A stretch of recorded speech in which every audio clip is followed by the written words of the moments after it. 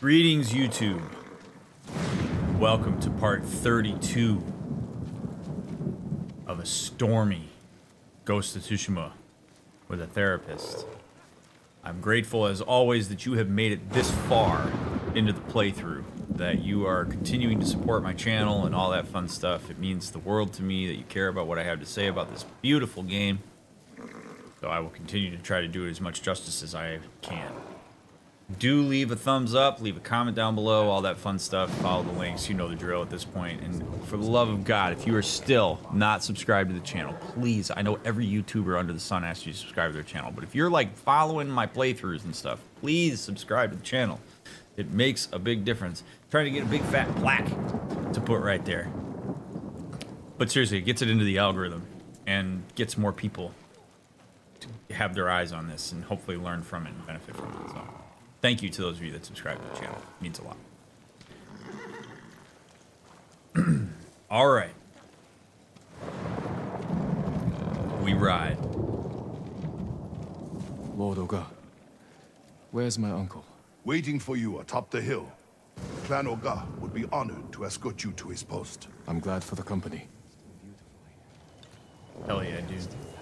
The fate of Tsushima. You were about to start a long tale. Are you sure you want to proceed? Hell yeah, let's go. We'd better not keep the Khan waiting. Splendid. I love that warning. Is my uncle on top of the hill swinging a chain? You're to be commended, Lord Sakai. To rescue your uncle, then recruit the Yarikawa outcasts. They may not be trained warriors, but I trust them with my life. Then I will do the same. Is it true the people have a name for you? Ghost. They needed something to believe in after the samurai were defeated. Now the samurai are back. It's time we put these folktales to bed and re-establish the Shogun's law. It's time we save this island, and the people who call it home. Politics can wait until the Khan is dead. Of course, Lord Sakai. Yeah, well, kinda. But killing the Khan's a political move, Jin. So, like, not really. Like, all of this is political. So, I try not to read too much into it, but I find it a bit interesting that this dude's like, we will establish the Shogun law. And then Jin's like, save the people of the island. So I wonder if Jin maybe has reservations about what the Shogun law is going to mean for the island now that he's seen more of what the island is all about. Kind of interesting. By the way, friends, everything's political. So everything's political. It's why politics is something that drills down into people's cores and gets them emotional and ignited. Because politics touches the things that matter to us. The very fact that we have held out against the Khan is a political move. It is rooted in values of the people in position of power in the island. And if the island is not representative, like if the power, if the Shimuras and the Sakais, if they're not representative of the constituents of the island, then the moves that they make may not necessarily be in the interest of those people because they haven't like voted for them. And so when we decide to hold out against the Khan and then people start getting slaughtered, that's politics. That's broader systemic issues showing up in your living room and putting a katana through your throat. So all of this stuff is political. When people say things like, let's hold off on the politics for right now, that's bullshit. It's smoke and mirrors. It's misdirection. Everything's political. And that's why the hope is that you have people in positions of power to make broad sweeping strokes that are in touch with the needs of their constituents. And I would make an argument that Shimura is not particularly in touch with his constituents. Jin is becoming increasingly in touch with his constituents because he's been down in the trenches with them. He went to Yarikawa. He's talked with Yuna. He's met people on the road. He's seen bandits in a different light than maybe other people on the island do. He's had a wider array of representation available to him since we've been playing this game, which is potentially leading to him thinking about the needs of the people of the island more than just the needs of the samurai code. So it's a big deal here that all of this is happening. This idea that you just aren't going to play politics until all of this is over, you don't get to say that, because this is a political move. Calling for backup from the shogun. The shogun sending samurai across the sea through the Mongol armada to support Jin and Shimura in reclaiming Castle Shimura is a political move. That is something that the people of Japan, other countries nearby, are watching and see and calculate. What does that mean? What does it mean that when Shimura makes a bid for backup from the shogun, that the shogun readily sends samurai to the island to push the Mongols back? That's politics, friends.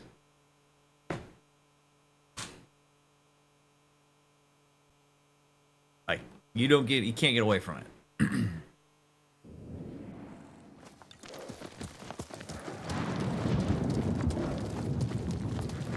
Very, very privileged point of view to be able to say, like, let's not worry about the politics of this right now.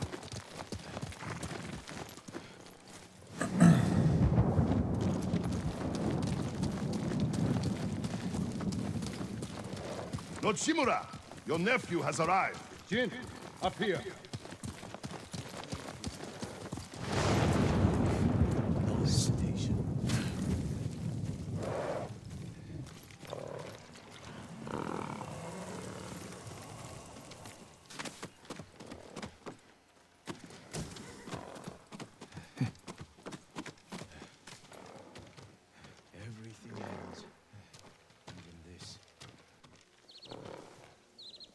You have done well, Jin.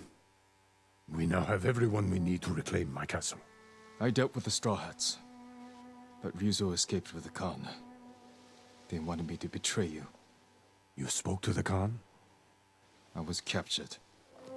If I'd known, I would have marched my entire army to save you.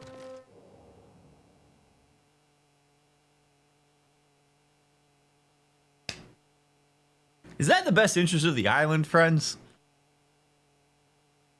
Is it in the best interest of the island to send the entire army to save your nephew from the Khan when he's tied up in the camp because he wanted to go handle his personal beef with Ryuzo?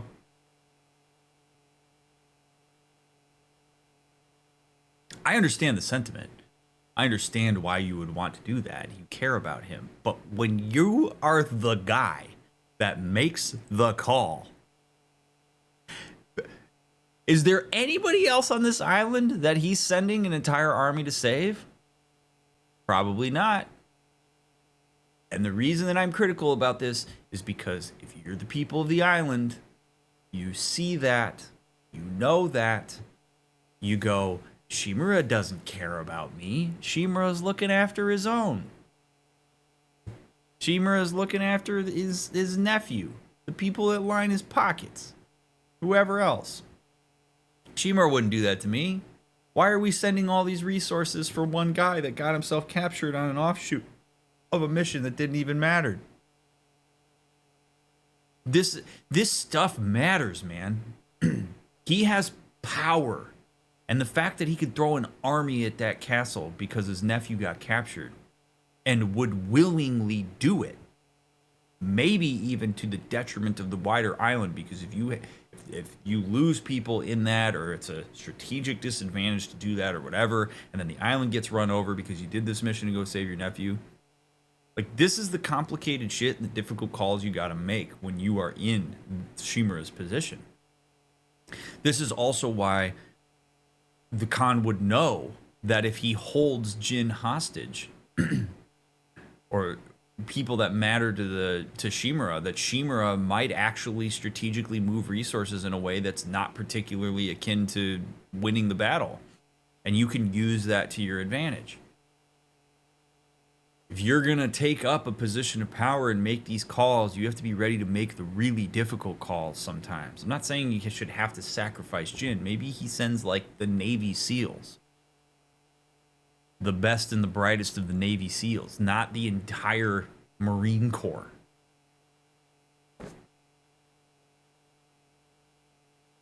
Yuna helped me escape. But her brother... he died with honor.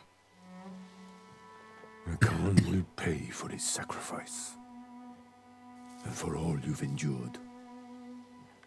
Jin, the Shogun formally supports my decision to adopt you. When our island is saved, you will be heir to Clan Shimura. Oh boy. Not as a ghost, but as a samurai.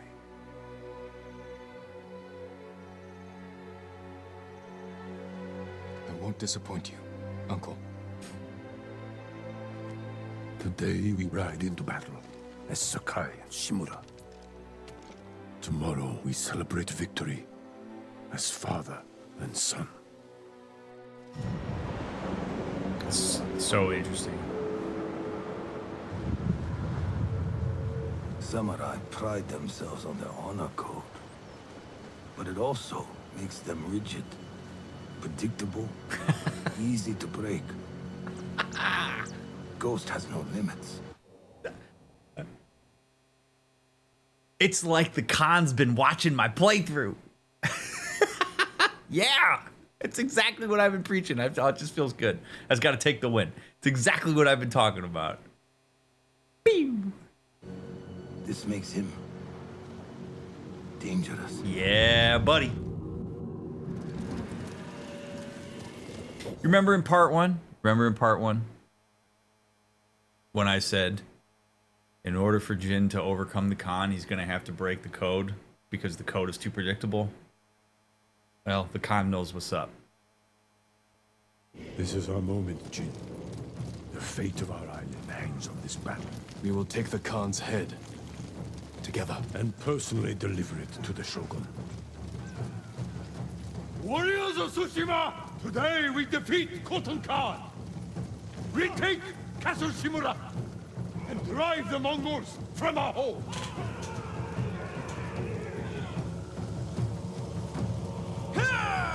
What a set piece. The fate of Tsushima. Shimura to victory! Oh, shit. All right, here we go. Kill them all! Back down! Fight!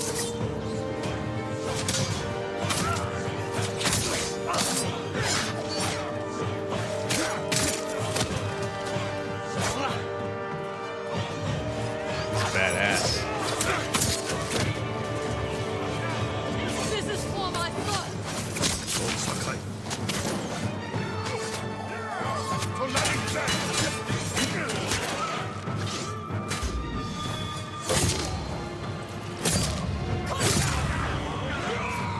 Push through! Push forward! More Mongols up there! What hero?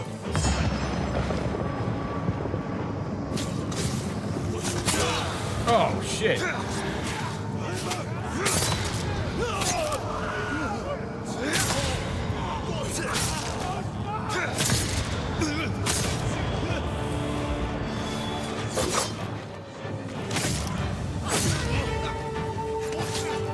Look at me, Uncle. Look what I've learned.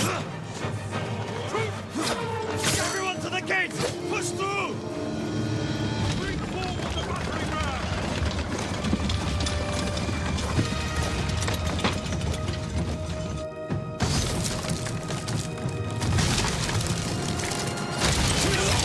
Oh, God. Forward!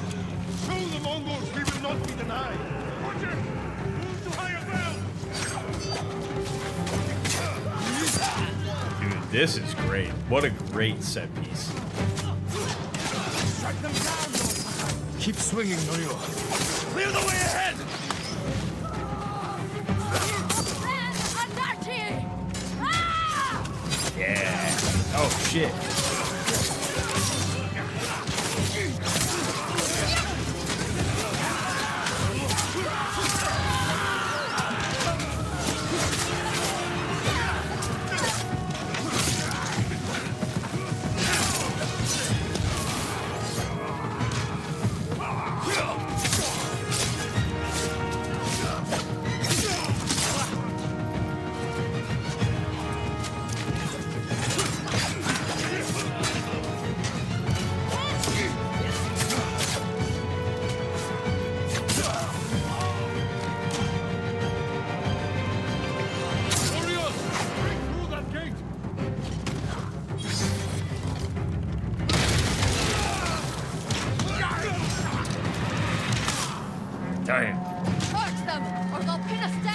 Kill them all! Let's get back at it.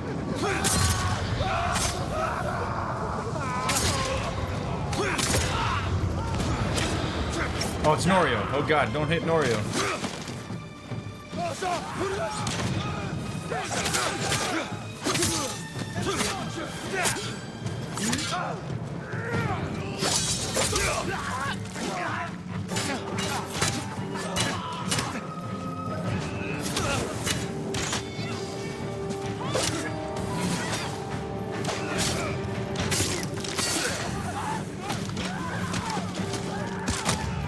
Send them to their ancestors.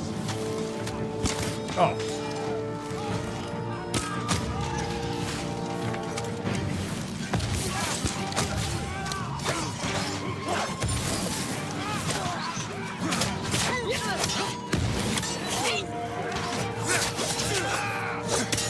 Love that the NPCs are like legitimately helpful here.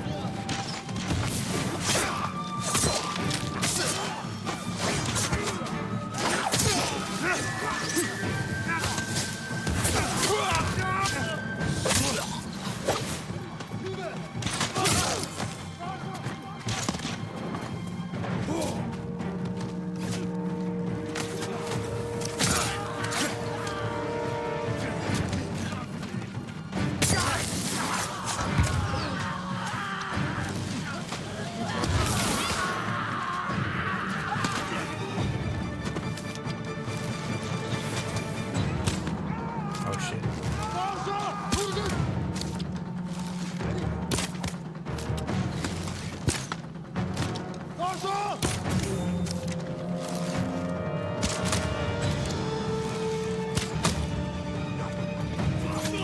Lord Sakai! Stop the path ahead! We don't want any surprises! Shogun demands victory. Tsushima needs us.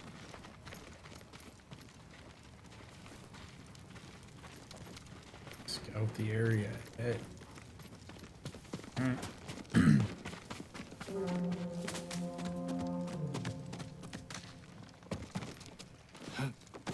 This is a great sequence.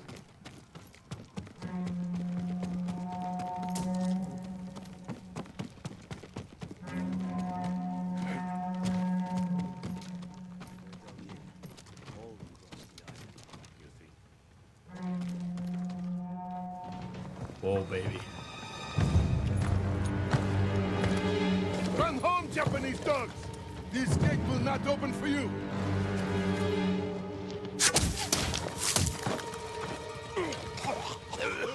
Oh, shit.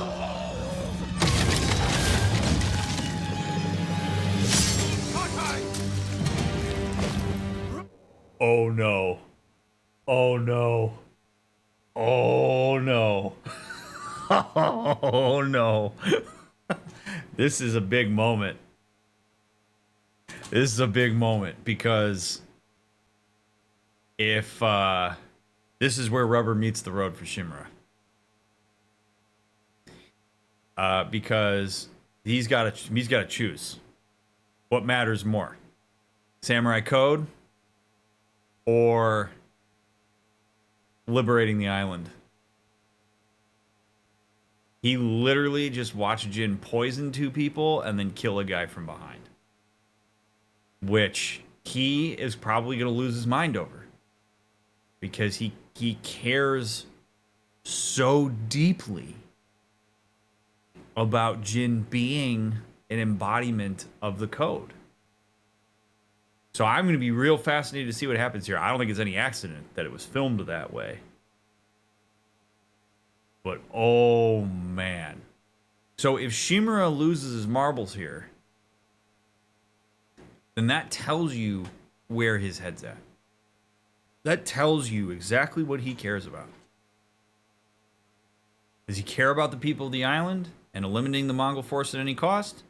Or does he care about doing it in a particular way? A way that got his soldiers decimated on the beach and has gotten many people killed as a result because the Mongols were able to take over the island.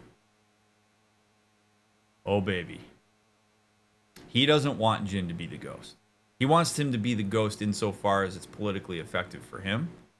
But when he said you will no longer be the ghost to be a samurai, it's very pointed. This is going to be wild, man, because I think Lord Sakai or Lord Shimura has known that there's a chance that this is happening, but now he saw it with his own eyes. So he can't deny the abstract anymore. Now it's concrete. It's a big come to Jesus moment. Cowards! Jin! What are you doing? Clearing the way. Not like that. Never like that. Face them as a warrior with honor, not a monster. It's all they understand. Terror is not the weapon of a samurai. Okay. Now, of course that was going to happen. Duh. I would have been amazed if Shimura would have been like, yo, that was badass. We should learn more to do that. Of course not. Of course he wasn't going to do that. But now we're going to talk about the Khan a bit here, because this is exactly what the Khan is talking about when he's talking to Ryuzo up on the castle. Is Jin is scary. Jin instills doubt in the minds of the Mongols. The Mongols have ruled the island not just by force, but by fear of force. That's when you really start to have control. When you can wormhole into people's minds when you're not even present, that's power. That is real, true power. And so if you are always looking over your shoulder because you're afraid that a Mongol at any point in time can bust their way into your house and just kill everything you have, and they don't care, and they're not going to hear reason, that's terrifying. That instills a level of diligence and hypervigilance that is going to control the masses in a huge way. The samurai code doesn't freak the Mongols out, especially if they know anything about it, because then they know I'm only going to die if I only have the potential to die if a samurai looks me in the eye, because they're not going to sneak up behind me. I'm always going to see a samurai before they attack me, and so I can prepare for that. So that's not scary. And they will rigidly adhere to that. They could have the opportunity to drive a knife through my throat from the back, and they will not do it. So I don't have to freak out about that. The samurai aren't scary. They may be scary when I have to fight them one-on-one and they have amazing sword prowess, absolutely. But I don't live in fear of the samurai because I will see them when they show up and I will be prepared as best I can be. Jin is the first person to get internalized by the Mongols. Now, all of a sudden, I could be shot with a poison dart in my neck out of nowhere and die a brutal, horrible death. Now, I could have somebody come up behind me, the ghost of the island, and cut my head off, and I didn't even see it coming. Now, the Mongols start talking. Holy shit, dude. There's this guy out there. He's like re-liberated the camps on the southern part of the island. This one dude has taken on hundreds and hundreds of us, and he's killed us all. This dude is terrible, and nobody knows when he's going to show up. Holy shit. That's the unpredictability that the Khan is talking about. That's power and control. That's the language that the Mongols speak. So that's the other thing, right? Like in the same way that the Khan has learned how to engage with the samurai and has benefited from it, Jin has learned how to engage with the Mongols. He understands that their language is fear. If you can get them more afraid of you than you are of them, you have the upper hand. Jin, by cutting that dude's head off and poisoning those guys, just instilled fear. They're running away. And Shimura is like, no, bro, lock it down. Never like that, which is exactly what the Khan needs. The Khan needs Jin to be afraid of his uncle. He needs him to be subservient to his uncle and say, you're right, I'll return to the honor, because then he won't be the ghost, and then he won't be scary, and then he can get out of the Mongols' heads.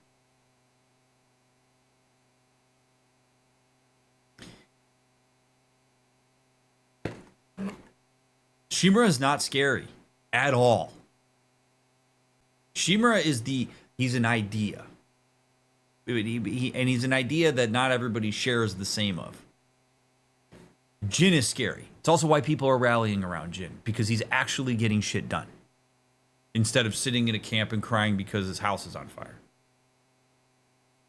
This is a very key, crucial moment here for really the politics of the island, because how does Jin explain this to his uncle? Does Jin say this is what we have to do, which is what he did there, and I appreciate that, but is he going to end up walking this back because his uncle is a force that he's internalized heavily and still fears in some way? We'll see. Yeah, that is the language that the Mongols know. Jin knows how to speak that language. He's making shit happen. This is great. That tower! They'll block our advance! This is your chance, Lord Sakai. Destroy their weapon with honor! I will hold the line and draw their fire! I'm coming with you. Stay close! Hold your position!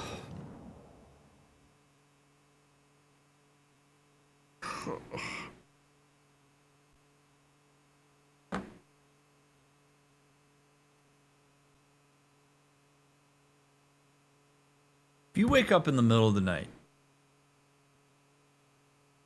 and somebody has actively broken into your house and is robbing you and is dangerous,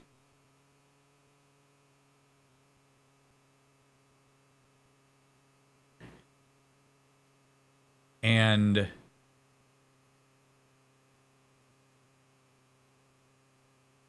let's say your neighbor is like an off-duty police officer and hears some of the commotion or sees it happen, and the officer has the off-duty officer has an opportunity to go into behind that person and maybe take him out from behind,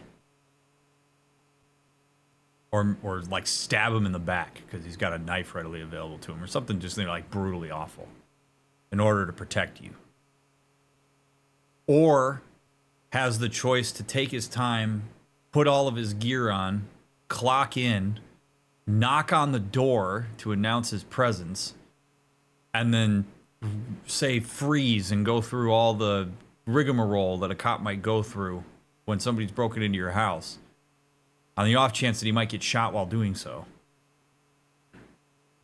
What are you taking?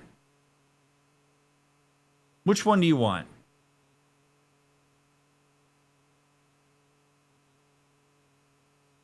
I don't know about you, but I want the takedown. I want the dirty takedown if my life is at stake. I don't care whether you got your gear on. I don't care about anything other than that threat being neutralized. Well, that was kind of a, rough little hypothetical there, but like that's what's happening here. When Shimura says, go take down that tower with honor, he's saying, take the long route. Take the more difficult route. Put yourself at risk.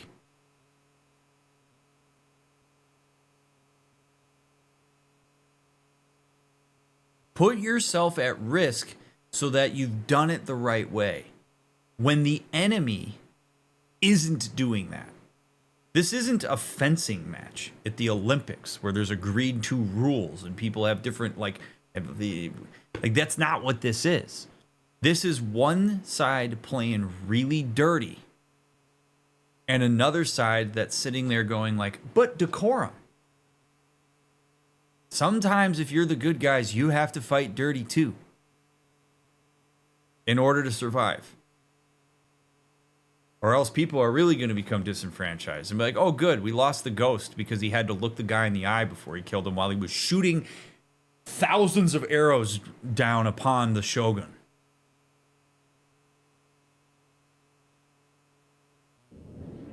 It's frustrating. Lord Sakai, take the Huacha! But don't use it. All right, here we go.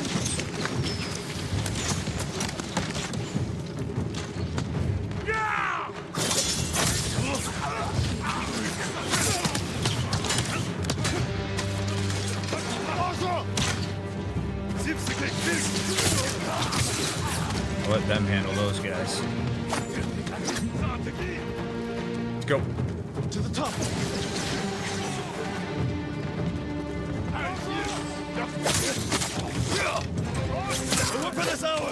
Push forward! Aim at the Mongols. Clear a path.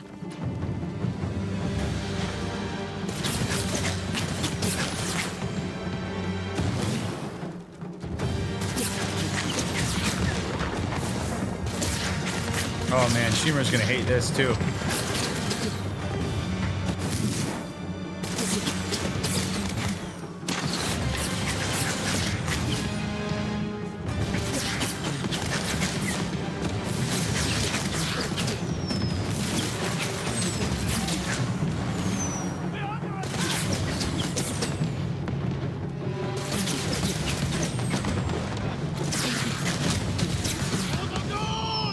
Oh no. Oh no. Guys, please don't speak up. Don't say that while my uncle's here. Oh man. He's gonna, oh man. He's gonna lose his shit. It's gonna be brutal.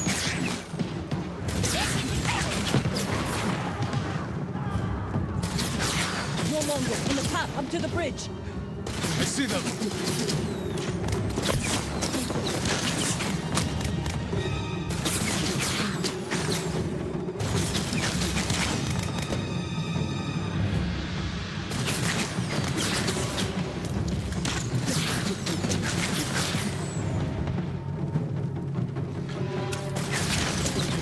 There's nothing more we can do here. Let's rejoin the others. Oh, and Yuna's with me? Oh, You how were right poetic. to terrorize the Mongols at the gate. Your uncle was wrong. I can't make him understand. We'll die if we don't change. You are the only reason we've made it this far. And everyone knows it. We still have a long way to go. Alright. Love having Yuna in my corner right now on this.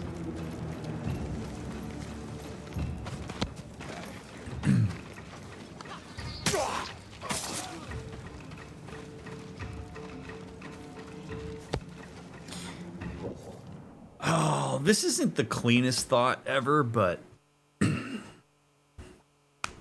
whatever, this is what you come here for, right?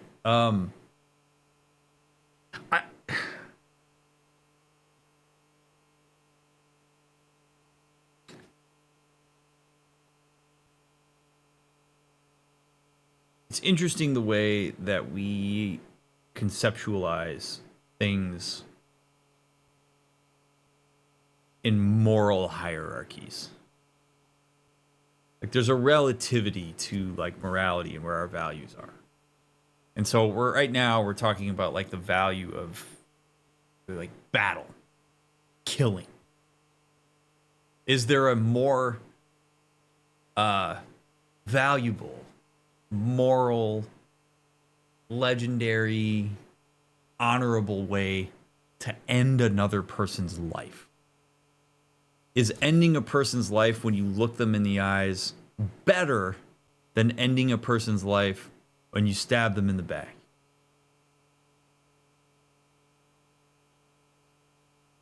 When both result in death. And I realize that like is torture better or worse than death? Right? Like where are your values at? Is pain worse than death? For some, they would say, yes, kill me before you torture me, right? Like there's all sorts of like relativity here. But the idea that we are stooping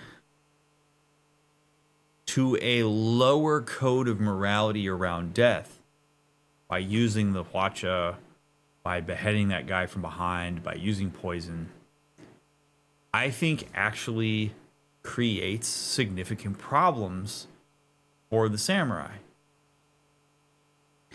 Because now you're not working, if you go the honorable route, you're not working with the cards you have. You're working with the cards you wish you had. You're working with people that you keep making the assumption are going to care about your honor and decorum, that are going to abide by an honor system that they are not going to abide by.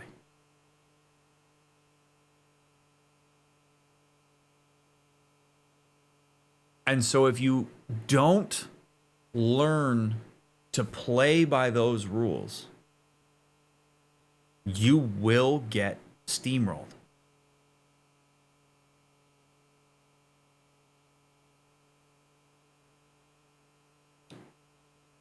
And you see this in real life politics. Not in like, we're not even talking about war, but like just in terms of like how people in positions of power handle themselves. Where if you have one group of people in power who play really dirty, and you have another group that cares about like decorum and due process and all these sorts of things, eventually the people who care about decorum start to look like idiots, start to look out of touch, start to disenfranchise their constituents, because who cares about decorum when you have people fighting dirty in a way that is not in the best interest of the people at large? If you're going to keep getting punched in the nuts to a point that you're rolling around on the floor saying they're not allowed to punch me in the nuts, and you didn't punch them in the nuts back in order to set the tone and show that you can hold your own, who becomes the idiot? This is so like, you know, like I know that I'm pretty critical in this game, more than I have been in other games, but again, it's because we're talking about actual political systems. We're talking about actual power here. We're talking about an island that is reliant upon these people. So you have Mongols who fight dirty, who are caring about themselves, have their own orientation to this, don't care at all about the general decorum of the samurai. Spit in the face of it. And you have the samurai like Shimura who are like, nope, we gotta hold firm. We gotta be predictable. We gotta do the thing that we've determined is the right way to do this. We gotta be on Scout's honor on this. We'll make the Khan understand. No, you won't. The Khan is gonna rise to prominence. The Khan is fighting dirty, but people are going to start seeing that as powerful because you keep laying down in the name of honor. And that's going to rally people. I actually wouldn't be surprised if you held a vote on the island right now. There are people on the island of Tsushima, guarantee you, would vote for the Khan, even if it's not in their best interest, because they see him and think he's powerful. They see him fight dirty and go his own way and do his own thing, and they believe that they might be able to get a taste of that because they sure as shit ain't getting a taste of anything from the honor that Shimura's going by. So if you threw Shimura up against the Khan, I don't know that Shimura is winning. This shit's real, man.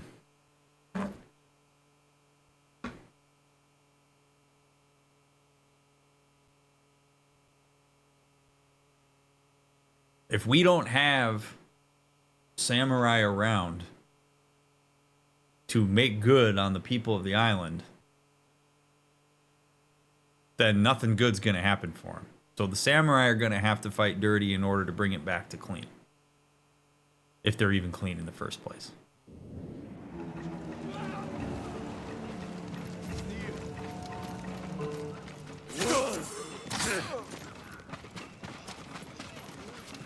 It's amazing how much history repeats itself. Humans in power are predictable. The Khan took me. Lord Sakai broke them. The Khan is losing ground.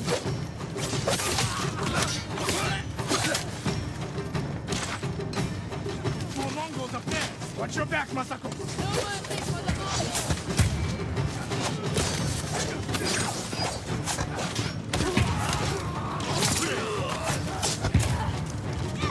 Send them back to hell!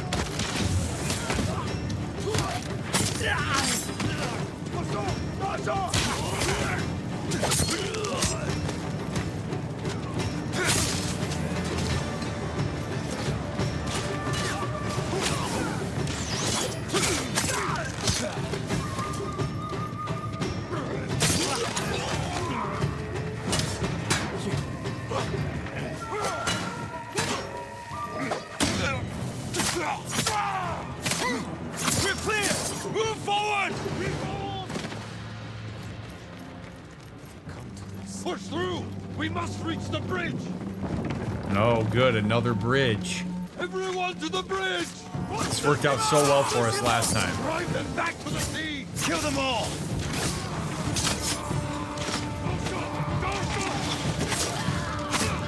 The enemy's retreating! Push forward! Enemies retreating to the bridge. I wonder why. Maybe it creates a choke point. Maybe they're gonna blow up the bridge again. Because we literally haven't learned from anybody and we come at them face forward. Dude, this whole thing is a goddamn metaphor. The samurai come in from the front. And if you throw them on a choke point on the bridge and they come in from the front as predictably as what it's going to be, you blow the bridge up and they all fall down into the river, and we do this all over again because we learned nothing from the last time we did this. We're not scaling the walls from behind. We don't have people in Mongol uniforms sneaking in and assassinating people. We're just coming right at you through the front door. Oh, God.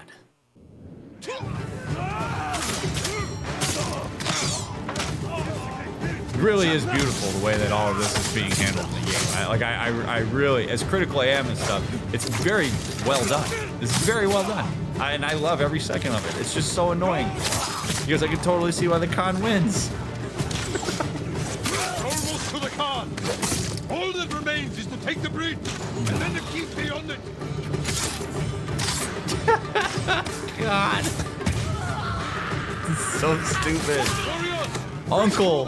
Uncle, we've been here before. We've done this before. Yuna, we need your bow. Right behind you! Oh. Oh, man. Look! The bridge! They're falling back! The Khan wouldn't give up like this. Something's wrong. Yep, close the doors and blow the bridge. Done. Easy. God.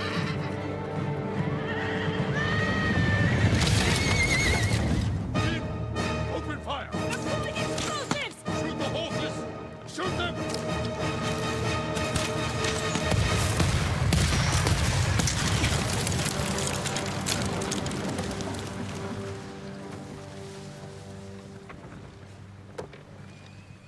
Those poor souls. We sent them to die. For nothing. We must honor their sacrifice. Gather our best soldiers. We will repair the bridge and attack at dawn. No. We've lost too many. If you had listened to me... Enough! There is another way. We will discuss it alone.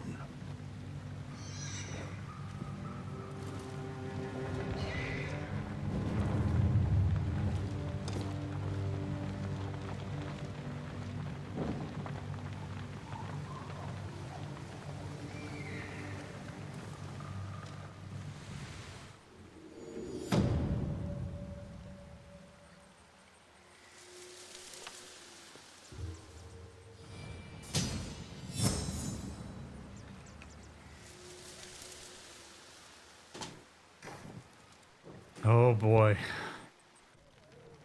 The Mongols are on the defensive. No, they're not. We will strike before they regroup and end this war tomorrow. You sent our men to die. They are soldiers. Their blood is on our hands. I can find a way past the bridge. Poison the enemy. An act of terror. I am trying to save our people. By teaching them to fear us. If you continue down this path, you will be no better than the Mongols. Oh, man. I trained you to fight with honor. Honor died on the beach. The Khan deserves to suffer. You are ruled by your emotion.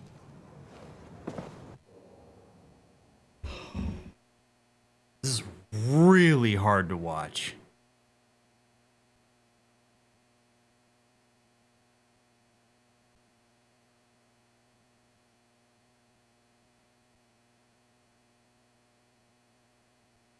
Oh, man.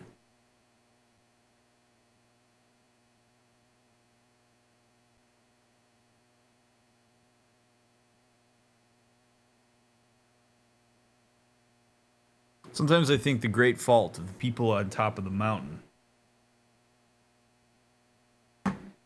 is that they don't realize that everybody at the bottom of the mountain is looking up, watching, listening, paying attention.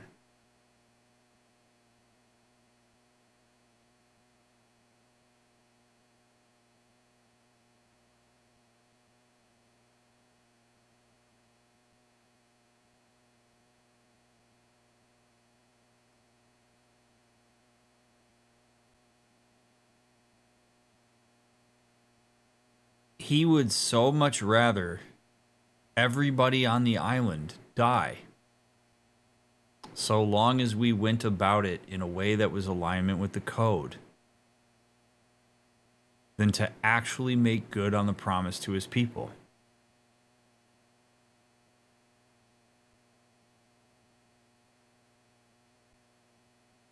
Do you care about your people or not?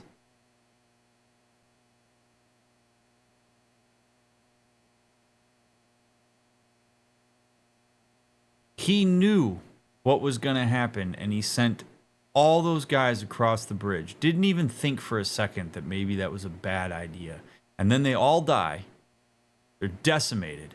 Yuna and other people watch that happen. And Shimura goes, they're soldiers. I mean, we'll just honor them after they're dead. Stand on the ashes of 10,000 men and ask them if honor matters. Their silence is your answer. Is one of the greatest lines that was ever written in a video game in the history of media. And it applies right here.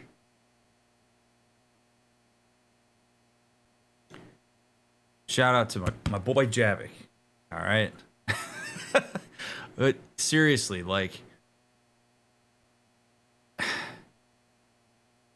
if you're Yuna, if you're the people of the island and you're watching that happen and you hear that, you are going to get tired of it.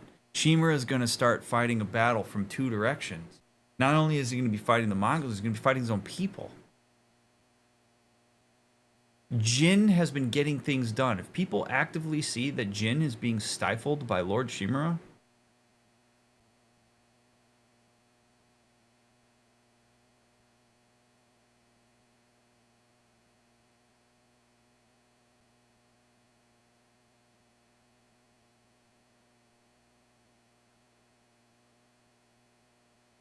this, to me, I feel like only culminates in one way. If Jin goes down the path of, I care about the people of the island more than anything else. Which is, he may have to kill his uncle. Or at the very least exert some kind of force on him in order to get him to see reason on this. Or he's going to have to call his bluff on the power that he actually has. He's going to have to pull rank on him. Shimura is going to say, we're going to repair the bridge and go across. Repair the bridge? There are Mongols on the other side of the door. He's going to say, we're going to prepare the bridge, telegraph completely the way that we're going to come into this. And if Jin stands on a box and goes, no, we're not. Don't do that. I have a different plan. I'm willing to poison the Mongols and whatever and go in the back door and blah, blah, blah, blah, blah. Let's Trojan horse this shit. He's going to pull rank on his uncle, and his uncle's going to lose his shit. And then his uncle's probably going to be an ass about that and maybe try to kill Jin. Like, this doesn't go in a good direction here. Because unless Shimura is willing right now to listen to what Jin has to say, and Jin can somehow reach him. And the way that Jin, I think, has to reach him is by first empathizing with him, is to basically say, hi, uncle, I know you trained me this way. I appreciate you training me this way. Honor is awesome when things are peaceful. Things are not peaceful. We are losing our people. I don't know about you, but when I signed up to be a samurai, I get excited about being your son because I believe in protecting the people of the island. And now we have an opportunity to do that by any means necessary, in the same way that the Mongols are trying to take over the island by any means necessary. And you're shutting me down. So is this about you and the code, or is this about the people of the island? Because if it's about you and the code, then I don't want to be your son. Because I don't believe in what you're doing. If you actually care about the people of the island in the way that you've said you do throughout my entire life, follow me here. I got people outside that are saying for the ghost. I don't love that I'm doing ghosty shit in order to get that, but it's got people rallied. I've got people from Yarikawa who hate your guts, who are willing to go pound down those doors because I went in and I listened to them. There is something to this, man. You've got to hear me out on this. I realize that it sucks. I realize that it hurts to look back and say maybe everything that I ever knew as a samurai isn't going to work right now. It's not that it doesn't matter. It's that it works now. It doesn't work now. This new shit is what works now, and we got to have a sea change on this, or we are going to be decimated. And I don't know about you, but I don't really want to die. I want to protect people. I want to live. I want to prosper. I want the people of the island to prosper. And if that's going to happen, then we're going to drive the Mongols back in a way that you've deemed dirty, but in a way that works. In a way that has the Khan actually shaking in his boots. He has predicted us every step of the way, and he's going to do it now. We have to be unpredictable. And then if Shimura says, no. No, Jin. We do it with honor.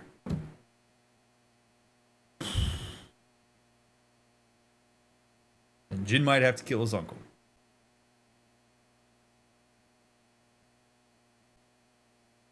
What is one more death if that one death may actually be the thing that saves the island?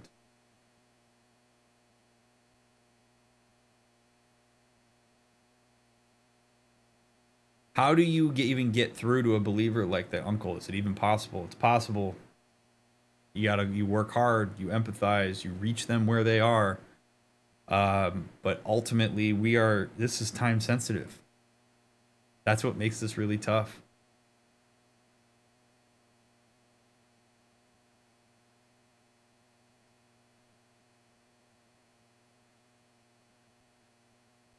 I sacrificed everything I knew to save our people. I gave them hope. You did nothing!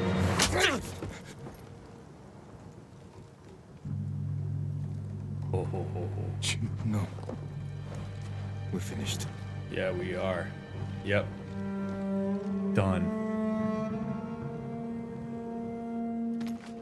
Wow. Wow. First day of battle ended a bloody stalemate. Lord Shimura insists on pressing forward at dawn, but I know there's another way. Oh, baby. Oh, baby. Shimura knows what he's done. You messed up, bud.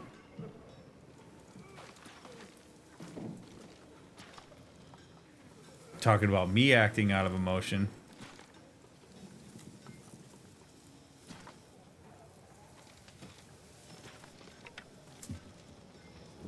Ooh, wow. Powerful shit, man. Really, really good stuff.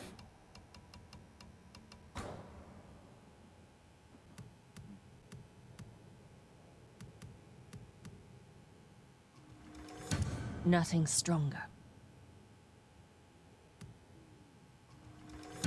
Much better protection.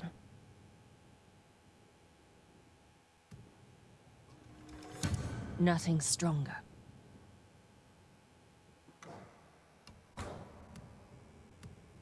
God, that armor is so good. That is so good.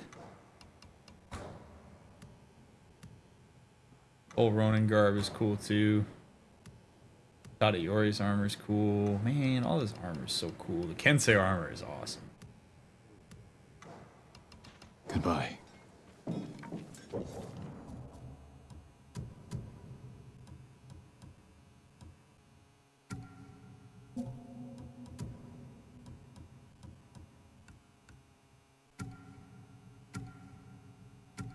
Oh, cool. Okay, so I can change the armor appearance even though it's been upgraded.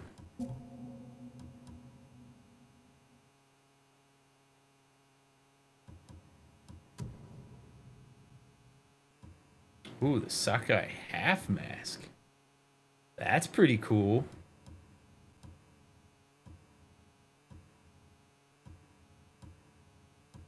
Oh man, do I go full rogue here? Like, do I embrace the ghost and wear the white handkerchief?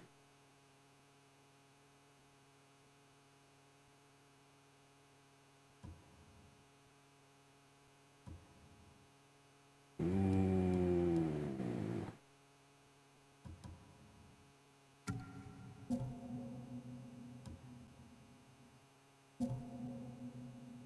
Okay, so it does bother me a little bit that the white doesn't match the cream color, so we're gonna go black.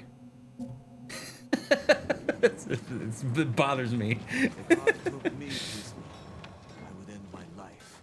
No hesitation. Oh yeah, yeah, we're leaning all in. It's like when you cut your hair all crazy after a breakup. You honor me with your confidence, my lord. I'm gonna throw Alanis Morissette on the 8-track attached to Nobu, and we're just gonna scream our heart out.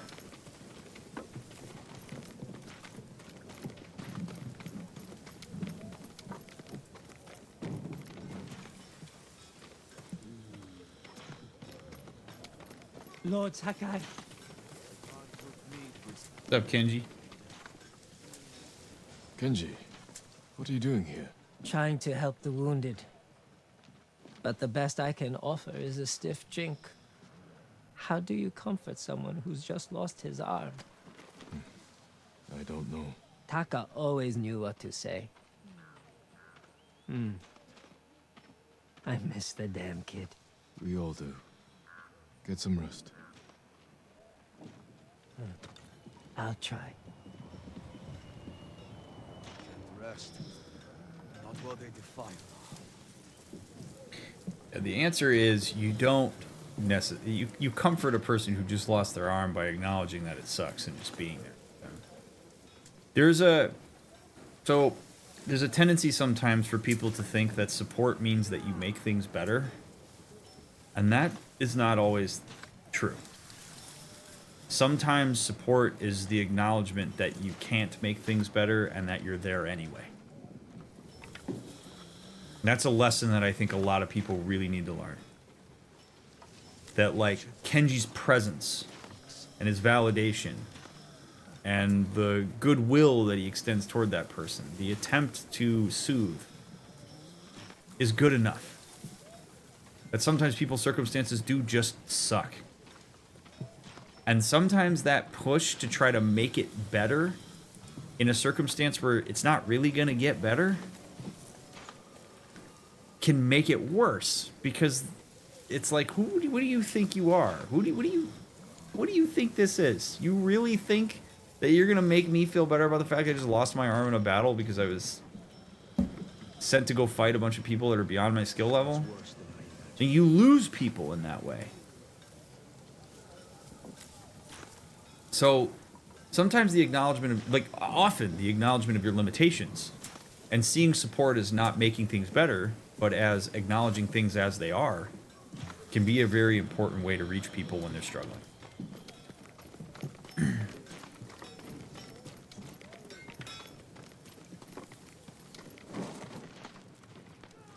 Oh, these are like Mongol structures that we're staying in.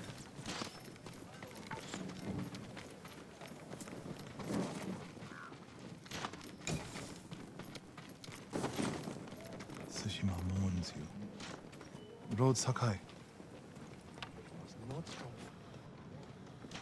Norio, I worried you fell at the bridge. It was close. The blast knocked me to the ground and carried these brave warriors to the afterlife. We'll give them a proper burial once we've taken the castle. You think there's still a chance? There is always a chance. Don't lose hope, Norio. Never, my lord.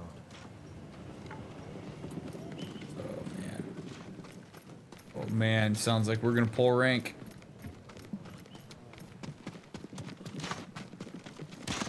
Focus. Keep practicing.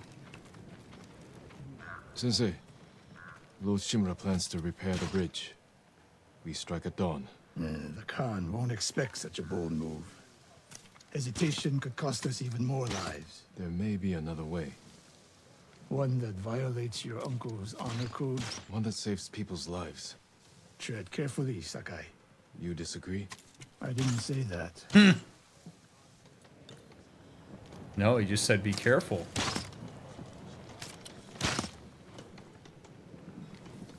He wouldn't expect such a bold move. He's literally... Dude, I just can't get over the absurdity of this. He is sitting right there. He has full sight lines. Full sight lines on the camp and on the bridge. If we send people to rebuild the bridge, he's literally going to sit right there and go, they're really rebuilding the bridge? They're really going to come back across the bridge after I blew that shit up? You're dumber than I thought. That's literally what he's going to think up there. Holy shit, man. He wouldn't expect such a bold move. He won't expect me to poison his people from behind enemy lines is what he won't expect. Holy shit, man.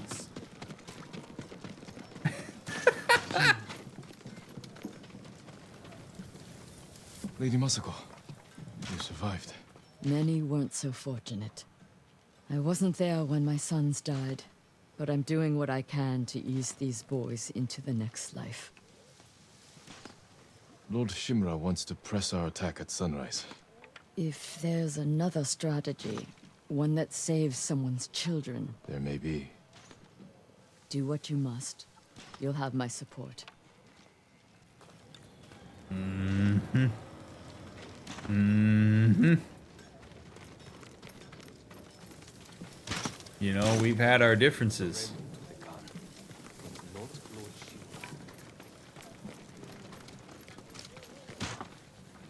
But that, my friends, is channeling some of that energy that we talked about that wasn't going a very good direction into a meaningful one, right? Like, you know what?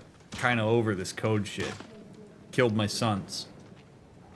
It's sunk its way into my beliefs about what I'm supposed to do about it. Maybe if there is another way, I'm open to it. That's growth, man. For as much shit as I've given Moscow, I'm gonna give her credit there.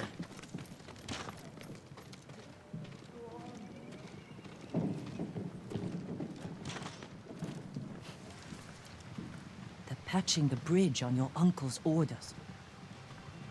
Lord Shimura is determined to see his plan through, no matter how many lives it costs.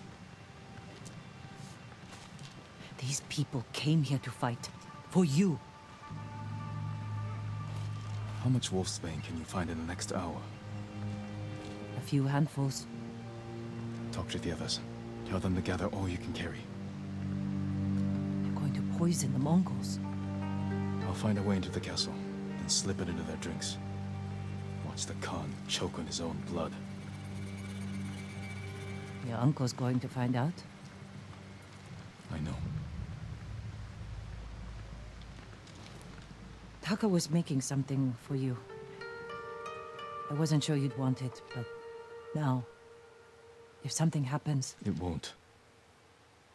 He'd want you to have it.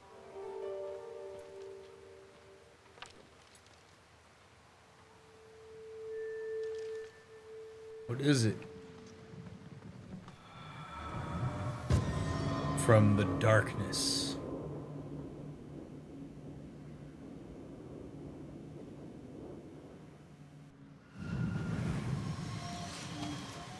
This is all the wolfsbane we found. Will it be enough? I'll make sure it is. Oh, the mask. Okay.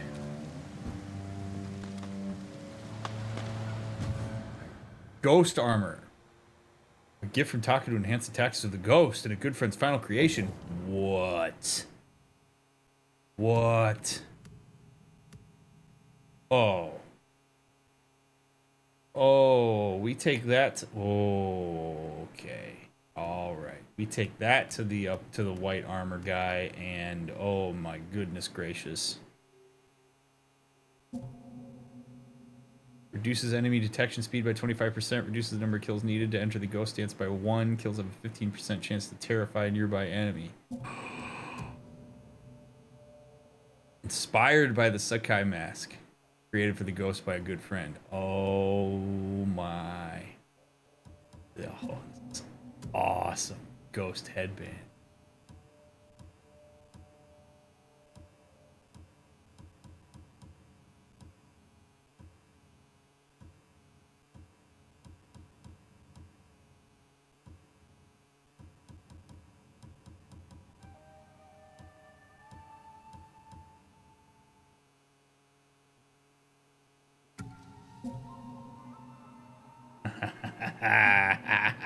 Yeah. Oh, Taka, my guy. If I reach that tower, I can scout the Khan's forces. Find a way to poison his army. Kind of wish I wouldn't have upgraded the Sakai clan armor, but oh man, look at this. Look how pretty this is. Before we go in, thank you for being here. I appreciate all of you immensely, whether you're watching this live or whether you're here on YouTube. Thank you very much for supporting my playthroughs and taking the time. It means a lot. All right.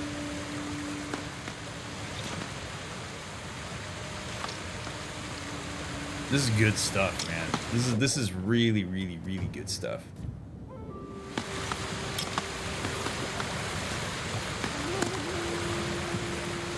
Am I going swimming or what? Infiltrate the keep. Castle Shimura.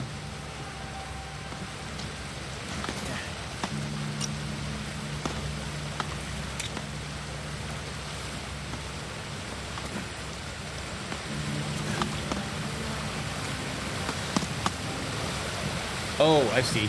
I see what I'm supposed to do.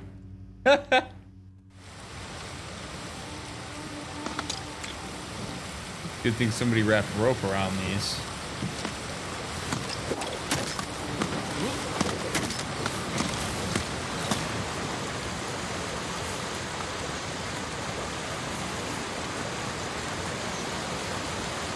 I do kind of wish it let you be more creative, but whatever.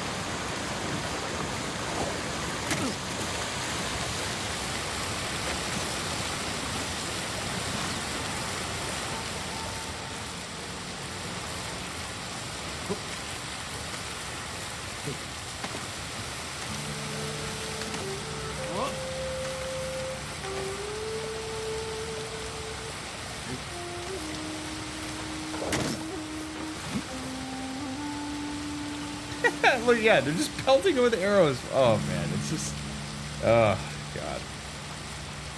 Think about that too, right? Shima's like, hey, bring our best engineers and construction guys.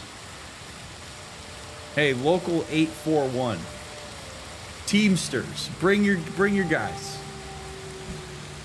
And I hope you don't mind. I'll throw in a little hazard pay since you're gonna have flaming arrows shot at you all night while you build a bridge.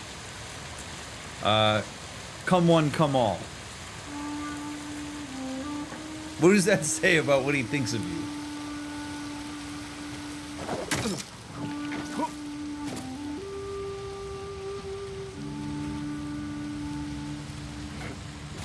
Because I want to take the honorable route in.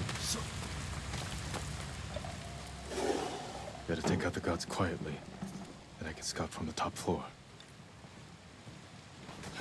Yeah, Jin's full ghost now, baby.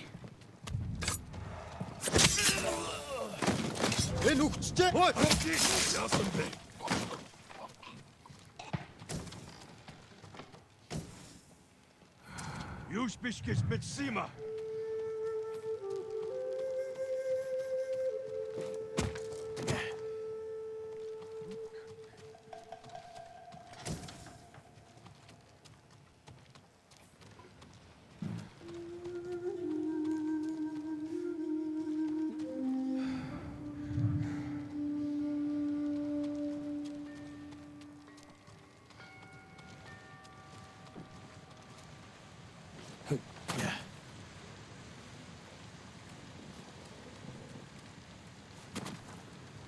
Can't shimmy that wall.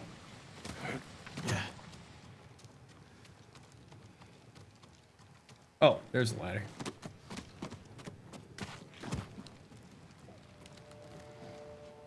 It's not hazard pay, it's hazard honor.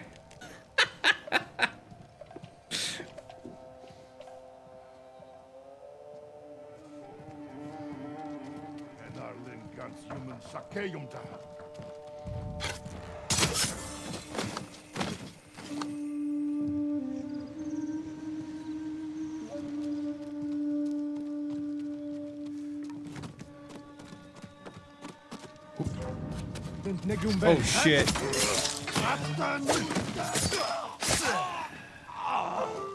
That was clear.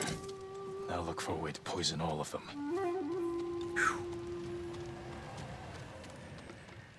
All right. What do we got? The garden path. Light defenses, plenty of cover.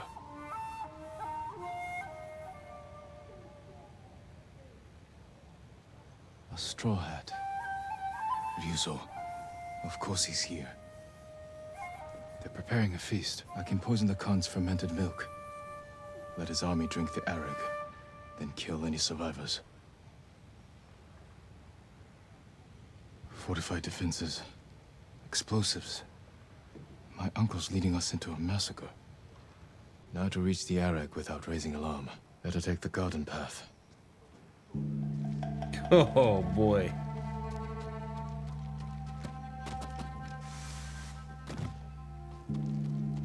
Yeah, we're doing this against the will of our uncle too, which is...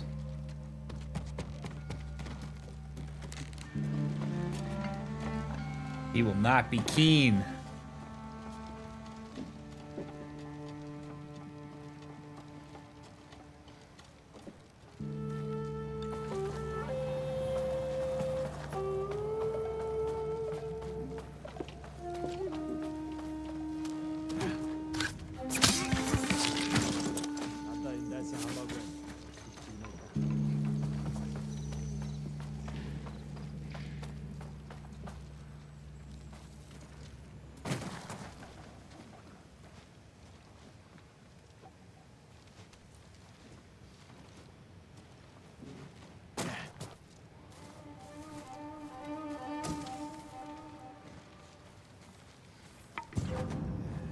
Now to reach their feast and poison their drinks.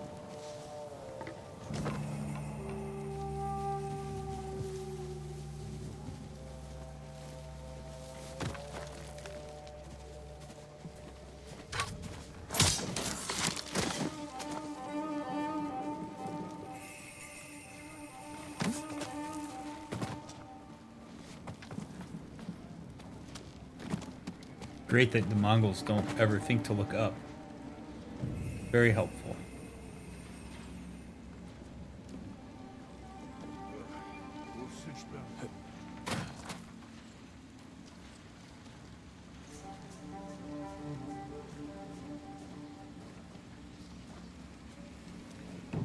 Oh, is there anything over this log pile?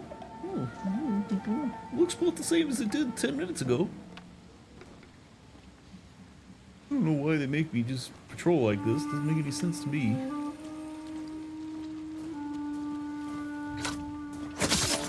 That's where they store the milk. Now to add the poison.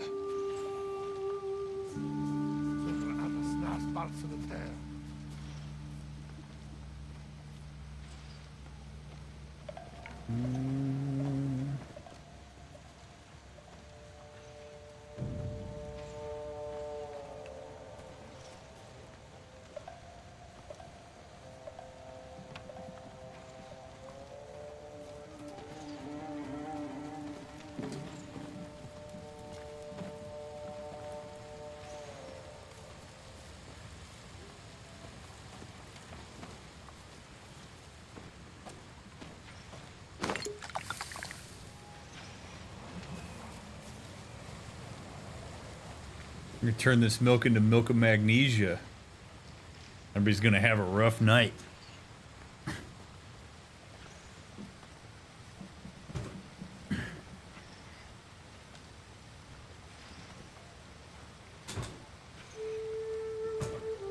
God, my cord is trapped in my chair. Oh, come on. Really?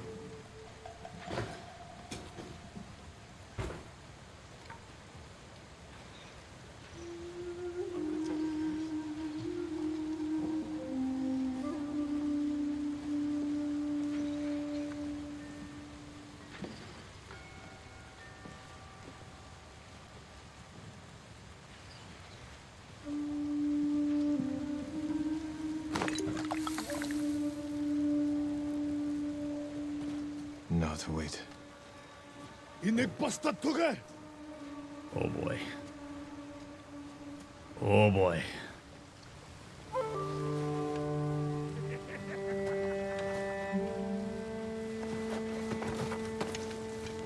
Yeah. Yes, drink your milk. Mmm. Mmm.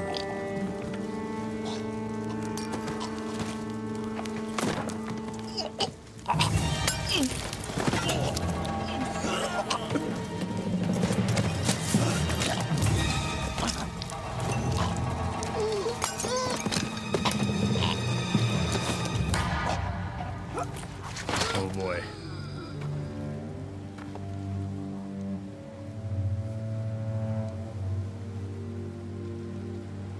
Jin reflects on what he's done.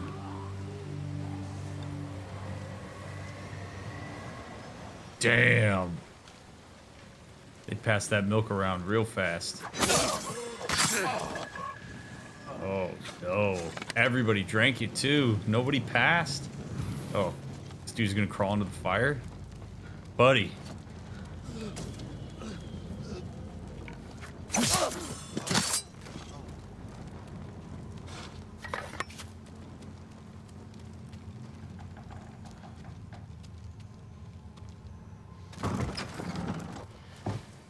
Jin!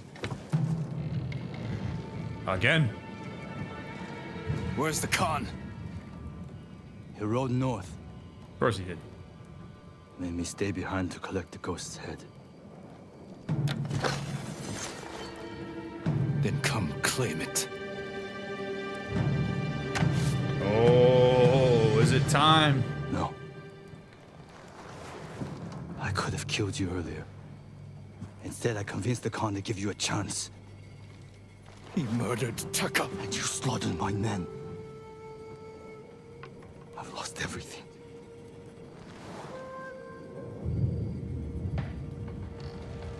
Except you. We can defeat the Mongols together. After everything you've done! Tell the people I was your spy. Sent to gain the Khan's trust. They'll believe the ghost. Stop! Not a terrible idea. You were my oldest friend, Ryuzo.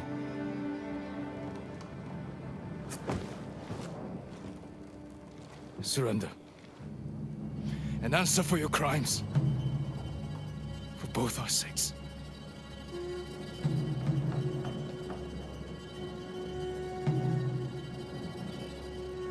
I can't.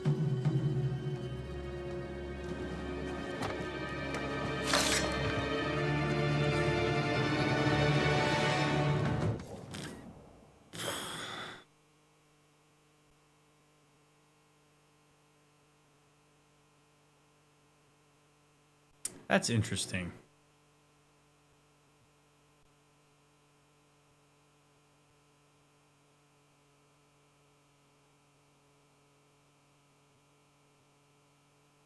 I don't think that Jin should necessarily trust Ryuzo unconditionally there at all.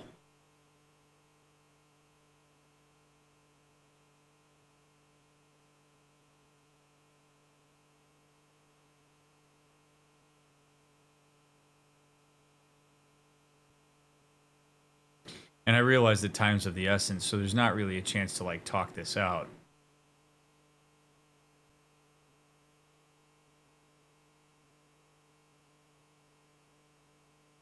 Jin meeting in the... I can understand why Ryuzo wouldn't want to like answer for his crimes. You know, like what are we gonna do? We're gonna go talk to my uncle, and my uncle's gonna be like, "Yo, you shouldn't have done that. We're gonna throw you in jail, or kill you, or whatever." I mean, I don't know. At that point, I think he's kind of just willingly giving himself up. So that I can understand why he doesn't want to be a part of.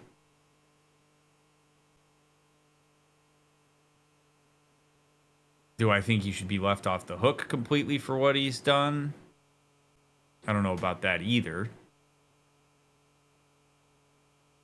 Could he be an asset? Yes. Do I trust that he wouldn't chop my head off at any given point in time because he's doing whatever he can to craft a story for the Khan to be happy with him? Boy, that is tough, man. I think the way that Jin went about that is about the best way you can go about that. Like, hey man, let me like handcuff you, turn yourself in. Give us whatever information you have. Maybe we make a lighter sentence. If you cooperate, show us that you're committed to being part of our cause, that you are willing to be useful to us. Maybe we let you off a bit, but we also, you know, you're one of us. And so yeah, I mean, I think Jin had the right call there. And if Ryuzo's like, nah, man, I'm not going there and wants to fight back, you know, that's his right. I don't think it's going to end well for him, but yeah, I think, you know, if you're Ryuzo, if you're going to say, let me come back, you really do have to put your money where your mouth is. Like, you really have to commit to whatever it is that that our side says you can do to show that you actually care about us. That's a tough position, man. He did what he had to do to survive. I understand why he did what he did, but boy, you put yourself in a bit of a bind there now. I would love to have more context around this. I wish we had more time that Jin could sit down and be like, why are you trying to come back? You'd find inconsistencies in the story if they existed by talking with him. But we don't have time. And whatever. I'll just fight him, You DrMick. should have Okay. surrendered. I won't die by your uncle's hand. Yeah, that's fair.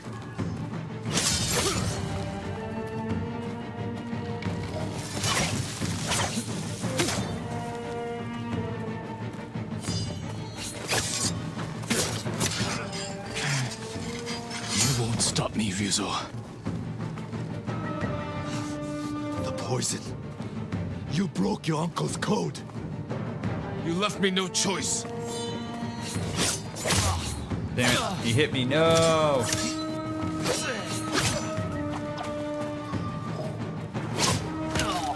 Ooh. All right, he can fight.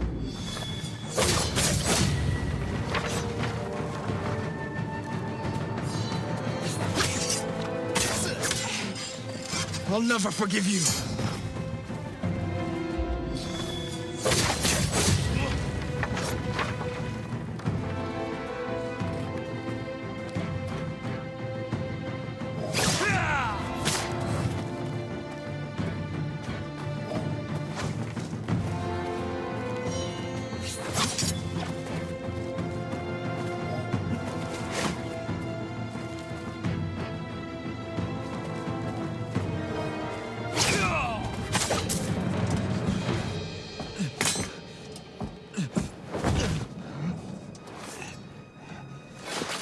Jin.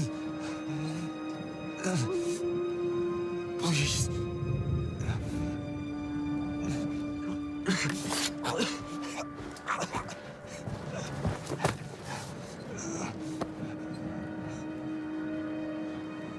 Goodbye, Ryuzo.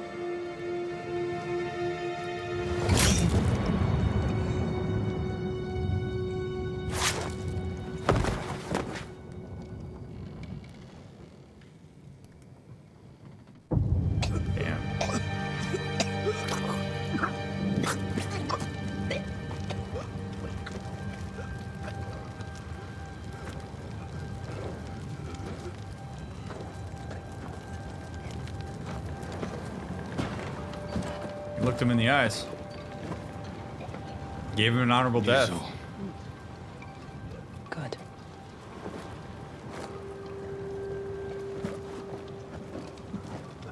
Oh boy. Here we go. Oh boy. Wait a second. Wait a second. How are you here? Did we repair the bridge that quickly? And he just, they just walked across into the base.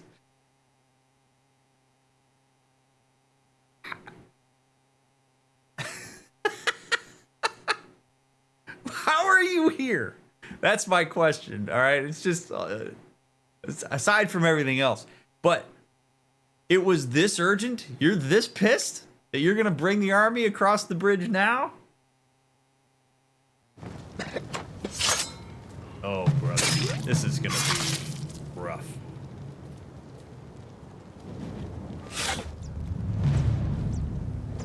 The castle is yours. The Khan marches north. We can head him off. You defied me! I did what I had to. For them. Is this how you want to be remembered? He defended us. By spreading fear and chaos? We are at war. And you are acting like the enemy. Oh, brother. Oh, man. This is not our way. Your way can't save our people.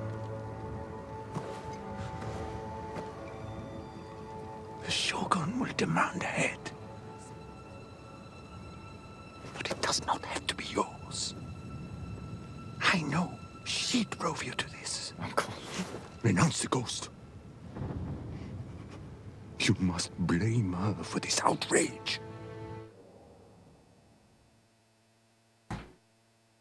DrMick, how? How could Shimura go there? DrMick?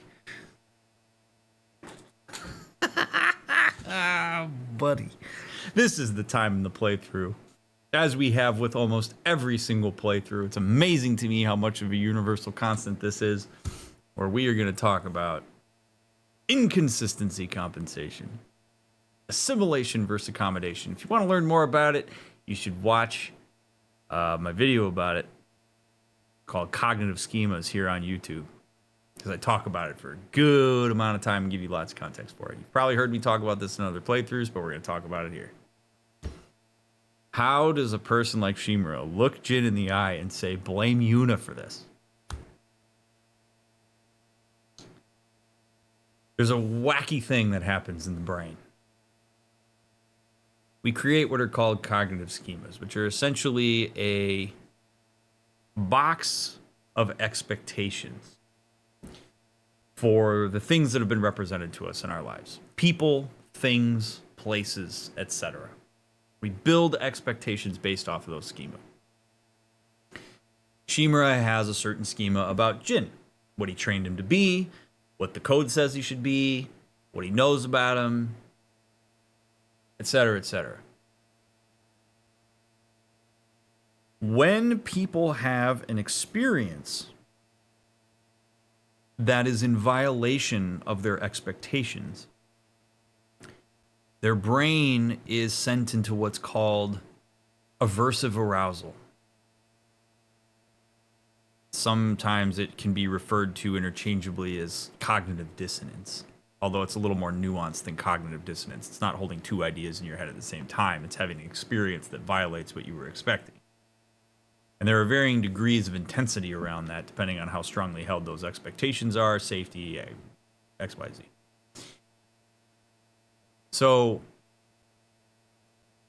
Shimura is having an experience of his nephew that is in violation to his expectations. And when people experience aversive arousal, they will then engage in what's called inconsistency compensation. And there are two major forms of inconsistency compensation. There's actually more than two, but we're only going to talk about two today. First one is assimilation, and the second one is accommodation. Neither is necessarily better or worse than the other, but one is harder than the other one. Assimilation is when you attempt to hold your expectations as truth, and you try to find a way to push your experience into those expectations, where it somehow fits within what you were expecting. Accommodation is when you change your expectations because of the experience that you had. The easier route, and arguably the less sophisticated route, is assimilation, which is what Shimura is doing. So Shimura is having a hard time with this experience of Jin being the ghost who poisons and assassinates and does all these sorts of things. And so instead of changing his expectations of Jin, he assimilates by saying, it must be Yuna's fault. It couldn't be you. This couldn't be something you're doing on your own volition because I trained you to follow the code and you seem to care about it and blah, blah, blah, blah, blah. Yuna is a thief. She's a lowly whatever. Her influence on you is what's causing this. So let's blame her. Because if we blame her and she's the problem, I get to preserve my expectations of you as my nephew, soon to be son. Unfortunately, as people get older, this tends to be what they do because it doesn't really require as much brain power. And it allows people to double down on their expectations and their values and all these sorts of things. Accommodation, on the other hand, requires a significant amount of cognitive flexibility, which is where his uncle would essentially have to say, my nephew is capable of this, and not only is he capable of it, he's doing it autonomously because he believes that it's in the best interest of the island. And maybe my nephew isn't who I think that he is.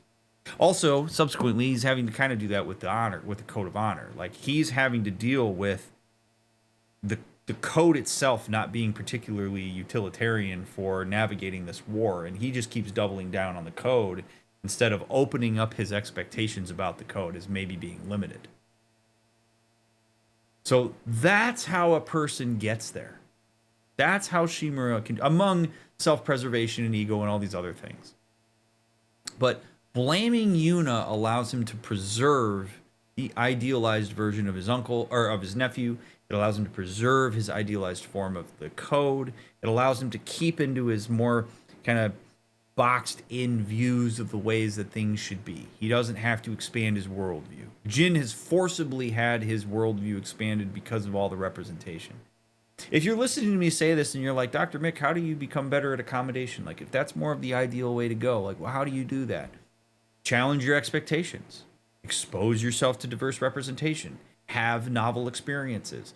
Listen to things that don't necessarily align with your worldview. Get out of homogenous zones and get into more diverse pools of thought. That's how you get into that. That's how you become more comfortable with it.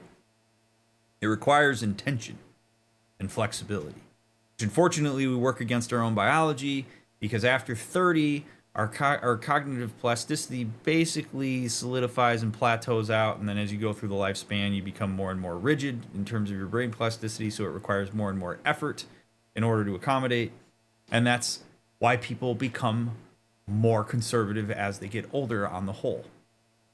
And that's not me making a political statement. It's literally brain science. It's why people have a hard time keeping with the times as they get older, because it takes a hell of a lot more effort for your brain to wrap itself around some of these things.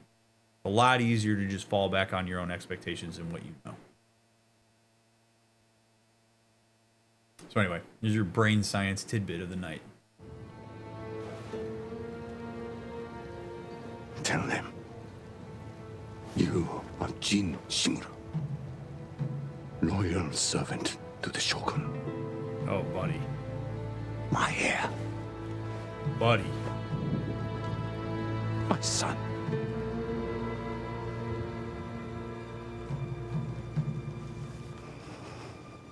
I am not your son. Damn. I am a ghost. Damn. Brother. I hate to pause in the middle of something very dramatic, but I cannot underscore just how powerful that moment is. That is an ultimate act of differentiation.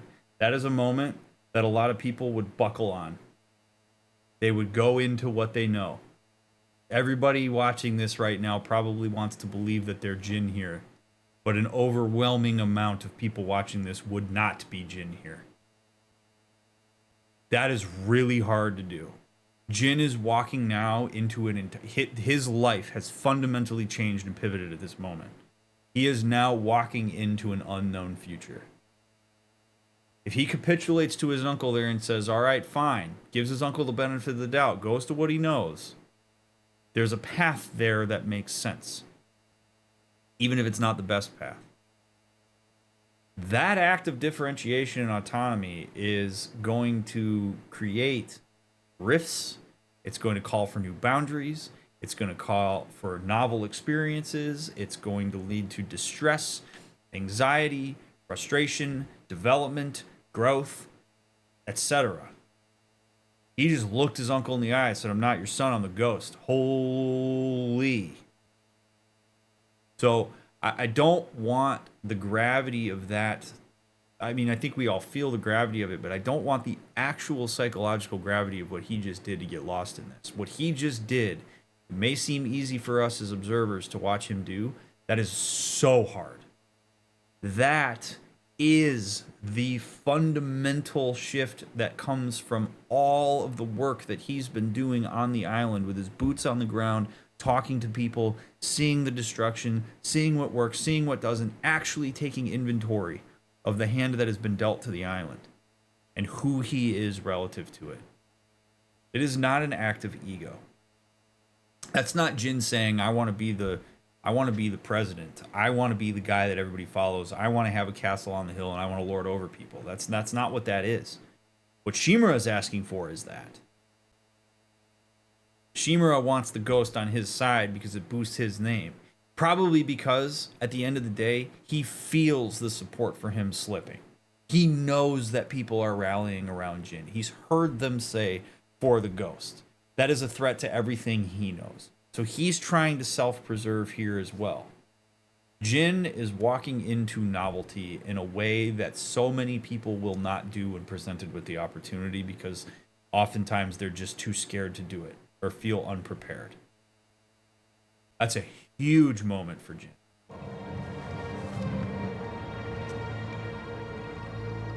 And you will be judged for it. Sure. But probably not.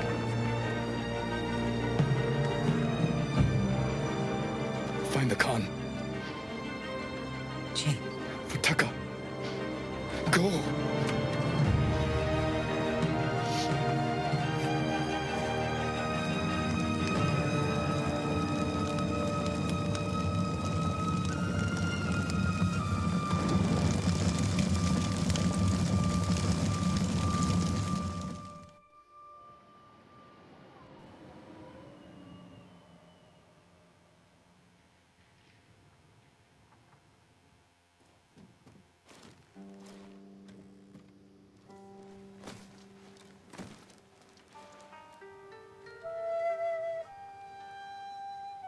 Oh, wow.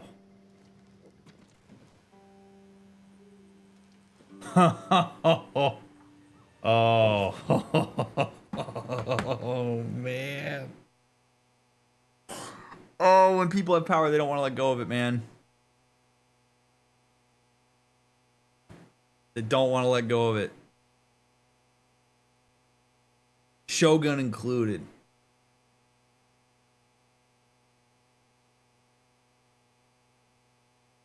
Jin becomes a threat to the system itself. Not because he's actually a threat, but because people are rallying around him. Jin is man of the people. The people, when united in mass, are scary because they will start to take a critical eye on power. When people aren't infighting, when you don't have the middle class versus the bandits, when you don't have, you know, certain subgroups of the bandits and the people fighting against each other, and they collectively rally around one unifying force, they start to punch up. They start to actually look up in a way and be like, you know what? This is kind of bullshit. Look at all of us having a collective experience of disenfranchisement that this one person is a lightning rod for. So yeah, Shimura is not going to want that, and neither are the Shogun, because if people start going, wait a second, I don't exactly like the Shogun here either. I don't know that I like the samurai present. I don't know that I like how all of this is going. My life kind of sucks ass. Here's a person who finally has given me a chance to be excited about things. Jin becomes a martyr and a rallying force that the powers that be are going to freak out about. And so what do? You jail him. You make an example out of him. You do everything you can to try to get the masses disenfranchised, not just with Jin, but with the idea of pushing against the powers that be.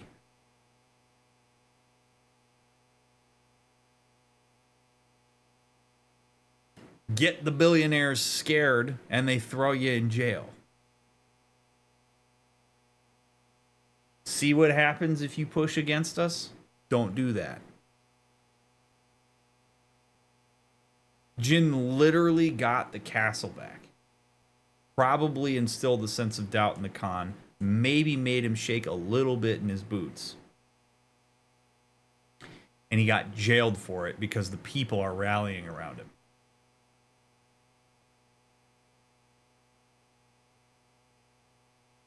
Making some sort of claim that Jin is as much of a terrorist threat as the Mongols themselves. Think about that. That's what I was talking about. How somehow that's stooping. That makes him one of them, even though he is actually acting as a force for the people. This shit happens in real life. Like, this is such a reflection of real life. It's amazing how this stuff just transcends space-time, man. It just does. It's just human nature. People in power don't want to lose it. Shimura cares more about his position on the island, even, than the people that his nephew is serving, than his nephew. He just threw his nephew in jail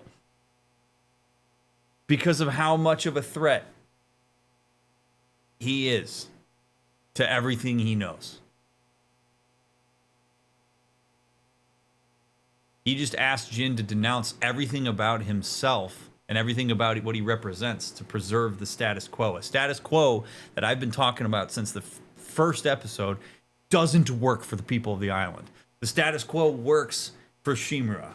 It works for the Sakais. It works for the people who can afford to have big-ass castles on top of the mountain with bridges and shit. It doesn't work for the people that are on the trenches. Not nearly as efficiently and well. And once people start rallying around that, man, it gets real scary for the people in power because they're outnumbered. If the entire island shows up at Shimura's castle, he's done. So what do you do? You make sure that people are fragmented and that they don't do that. You make sure that people do not hold their hands and lock their arms and push up. Because all the power that Shimura has is just, it's theater. He's got some samurai that are willing to fight for him because he pays them well, probably. Or gives them purpose, right? Or somehow is connected with a value that they have, or brainwash them even. Like, but ultimately, he doesn't have, like, actual real power. And Shimura, when he becomes a threat to the people, Jin becomes, he's the unpredictable force that the Khan is afraid of. Now Shimura is afraid of him. So control him. Throw him in jail. Objectify him. Right? People don't have a good view of people in jail. They objectify them. So now Jin is sort of becomes an object. People, you throw him away so that he's not available, so you don't see him. And people go back to, okay, well, shit, Jin's not there. Maybe he did something wrong. I don't know. They got the castle back, but he's gone. He's in jail. What did he do? Holy shit, who's fighting for us? Maybe it's Shimura. I guess I have to place my faith in him again. Or they turn and go, wait a second. I believe in the ghost. You just threw him in jail when he just liberated that town and he helped us all out and we didn't have people just going in droves across the bridge being blown up. You threw him in jail? Are you kidding me? Hey, Khan, you got any of that Mongol armor and that delicious unpoisoned milk? What you're offering seems to be a hell of a lot better than what they're offering. Crazy.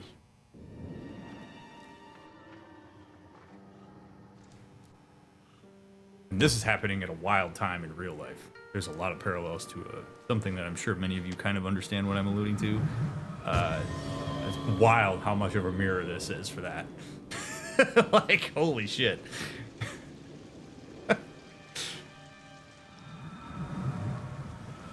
What do you want? Lord Shimura asked me to deliver sake, a reward for helping retake his home. I'm watching the prisoner. He's not going anywhere. Way too long, and your friends will drink it all. I haven't had anything but water since we got here. Then you deserve it, my lord. My guy.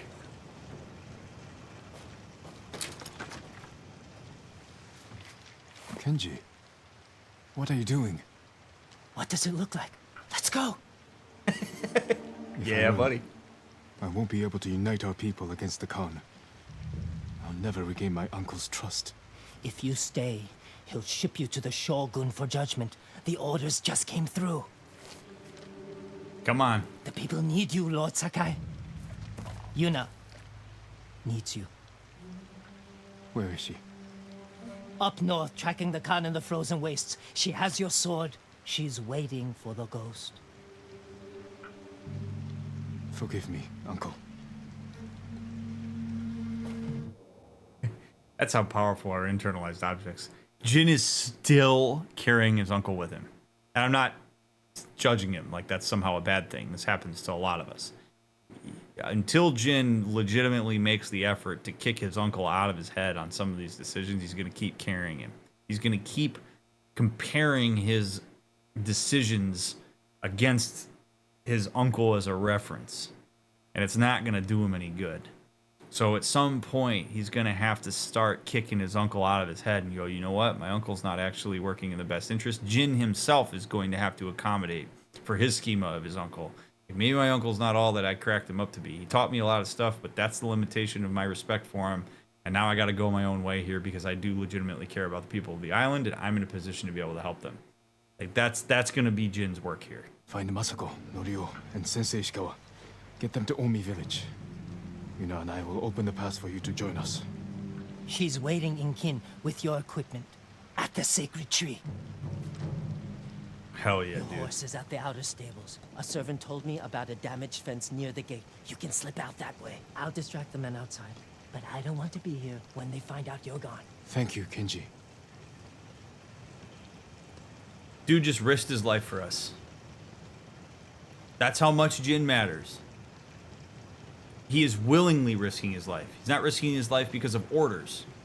He's risking his life because he believes in what Jin has to offer. It's a big deal. We will break out of this hellhole in part 33.